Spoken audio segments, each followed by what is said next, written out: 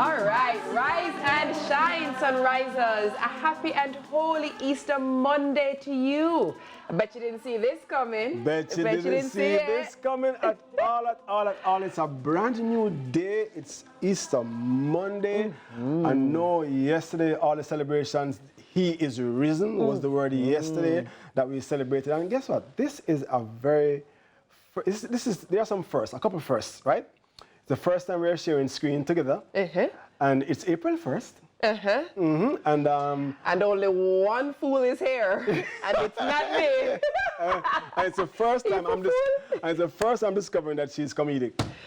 Good one. I had to try. How do you catch a stand-up comedian off guard? It's hard to do that, you know. I tell you, trust me, because but you know, I love to laugh. People think that just because I do comedy, I love to laugh. People see me, they want to say, I have a joke for you. You know, I don't know if people say I want to dance. But this is the only profession somebody sees me and they want to give you a joke? Let me give you a joke, you know?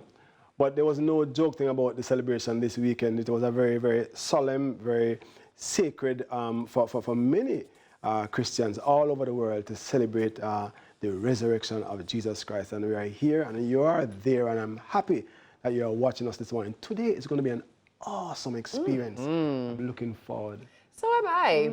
Are you a person who is into April Fool's jokes and pranks? I have been guilty of pranking persons off screen and on screen. In school, yes. Am I to brace for any pranking today? Well, people might think that this is a prank. I always say, you're looking lovely. You know, it's not because I supposed to say it looks lovely. Thank you. You know, I mean, and you wear it lovely too. I actually don't know how to feel about the compliment on the back of what you're saying about April Fool's Day. No, I mean, the man say, yeah, I like it. And they're trying to, you know, figure it out. But yes, it's live. You're here. You're watching us, and yeah. You know why I'm laughing. Yeah, I know. Yeah. You're funny. Trending topic this morning. That's an April Fool's joke. Yeah, you got it. You'll get it in a short while. All right. Trending topic today. Our quote today. We go to the book. It is the best-selling book forever and ever, the Holy Scriptures. And the quote is, it comes from the book of Matthew, the Gospel of Matthew. Jesus said to her, I am the resurrection and the life. The one who believes in me will live even though they die, and whoever believes by believing in me will never die. In that's fact, actually that John, that's John 11:25-6. Yes. Yeah. We know the synoptic Gospels like Matthew, Mark, Luke, and John might have some similar.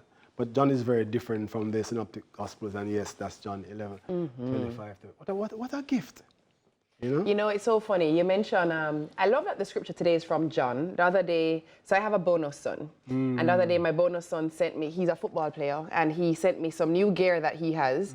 And all over the gear, so shin guards and socks is 316 all over it. So I said, do you know what the significance of the 316 is? So it also has a cross, and then beside it 316. And he was like, you know, I think it's, you know, he thinks it's so and so and so. And I was like, nah, son. I'm like, that's John 3:16. So I looked it up and did a screenshot for him and sent it to him to read. And I was like, this is the basis upon which Christianity is truly formed, you know, because it's because we believe that we have everlasting life. And he was like, oh, Auntie, that's sick, yo.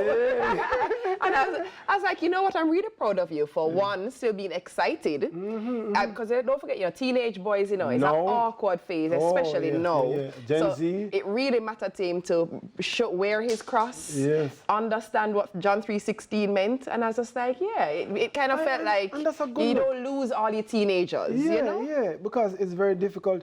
You know, it's easy for a fish to swim downstream. Yes. But to swim upstream is a challenge. And he, by even just being excited about that, is upstream because it's not common, it's not the popular thing to do. And he's young. And then that in turn will have an impact on the people around him. Yes, so somebody who may not be so inclined or maybe a bit curious, he can now, because he's informed, can say, oh, you know, this is what this means, and you know, this is really cool to me. Yeah. But yeah, it's good that you knew it too, that you could. Yeah. You know. It made me proud. It made me proud because I grew up in a very spiritual home, very religious home. So I was also raised Catholic. So this time of year for us was, you know, you go to church, you do the Stations of the Cross, they replicate the Christ's journey to his crucifixion and to the resurrection. So I was one of those people where, you know, whether you like it or not. Look here, Palm Sunday. We're doing the palms. Ash Wednesday, ashes on my forehead. Holy Thursday, keep it reverent. My father, actually, that's when my father start get ready, sprat ready for Good Friday. You know when you buy a sprat IT, I have to clean it. And my father is put on a rack and make sun dry it a little bit so it can fry crisp and nice for Good Friday. Hey, I have your sprat and bun. Oh, God. But fun fact.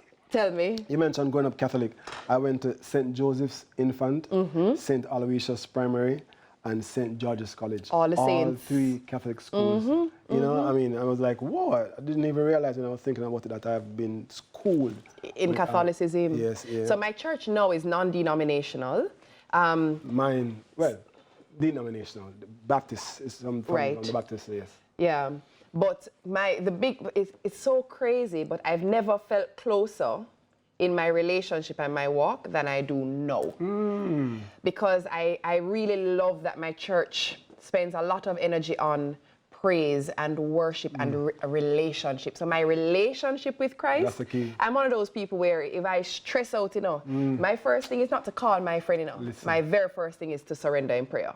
And I'm just like, Lord, I actually can't do this. I'm not okay and I need you. Give me clarity, give me peace of mind, give me, I need clarity of thought to navigate this. That's because the Bible actually says sometimes you just have to be still. And when you know the word and you have your relationship, you turn to Christ before you turn to others. You know? I was at a function the other day and a lady said, I think you know life hard. I say, yeah, people say that all the while. Yeah.